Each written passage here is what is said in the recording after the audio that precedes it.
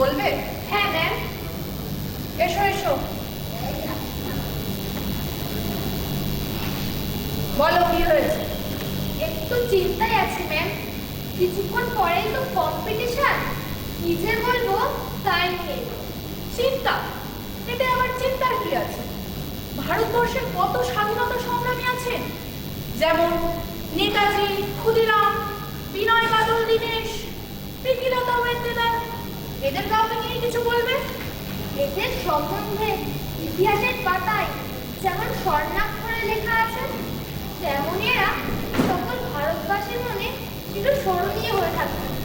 তাই নতুন করে কি বলবো? দেখো সুপ্রিয়, দেশকে স্বাধীন করতে এরা এদের দেহের শেষ রক্তবিন্দু পর্যন্ত ভারত মায়ের চরণে সম্প্রদান করেছে। তাই তো এদের আত্মবলিদানের কথা বারবার মানুষের কাছে তুলে ধরাই আমাদের উচিত।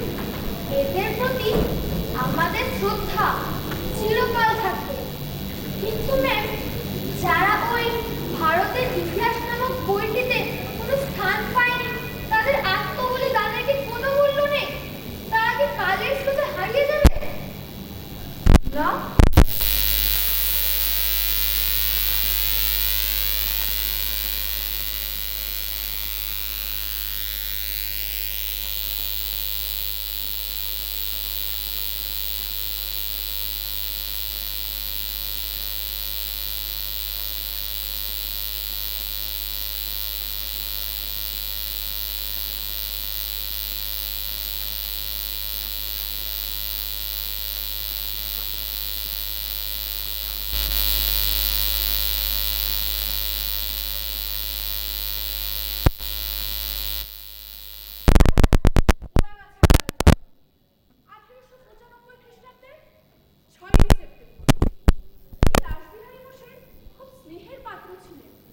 তিনি একজন দামাল সংগ্রামীও ছিলেন।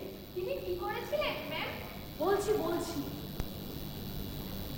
1857 মহাবিদ্রোহের পর যখন সারা ভারতবর্ষ খেপে উঠেছিল স্বাধীনতা অর্জনের উন্মত্ত নেশা, ঠিক সেই সময় ধীরে ধীরে জন্ম নিচ্ছেন ভারতের তরুণ